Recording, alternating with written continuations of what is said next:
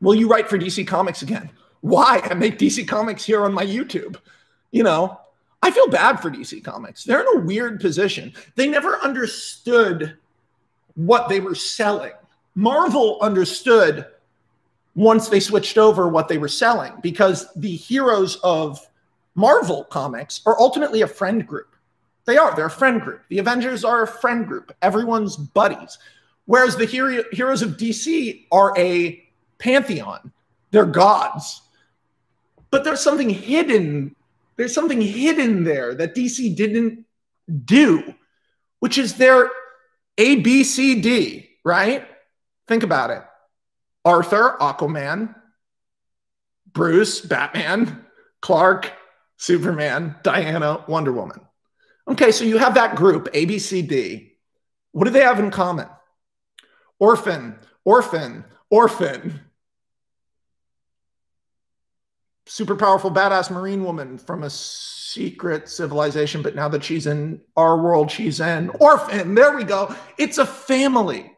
DC Comics went in this incredibly dark direction because they bought Zack Snyder's hype. They didn't understand that what made Chris Nolan's movies special was that he engaged with the material at the material level and then tried to turn that into a movie. Zack Snyder engaged with the material minimally because Superman doesn't smile. I mean, like, you could go so deep into why those movies don't work.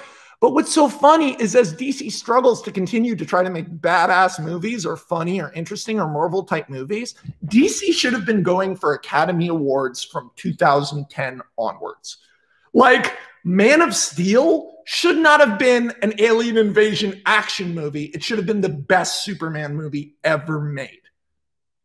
And like, what? Wonder Woman's a great example. The movie they made that people liked, Aquaman, great example. I'm not saying those are great films, but they're a lot of fun and they make you happy, and they're not as cynical as Marvel movies are, which is interesting. You know, Wonder Woman, the first one, those scenes with her and Trevor when they're just talking, there's nothing like that in a fucking Marvel movie. Marvel can't touch that. That's filmmaking.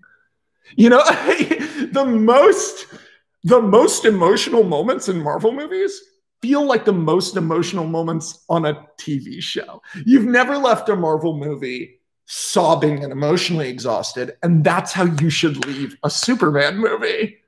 Because Superman's powerful message is hope and unity. The idea that power doesn't have to corrupt. It can absolve you from fear.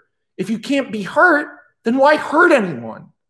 You know, that's Clark. So like, yeah, I don't think I'll work for DC again. I can't imagine they want me to. Sorry, let's just talk about stuff. Yeah, I would say Marvel is extremely cynical. Yeah, I've seen Guardians Volume 2.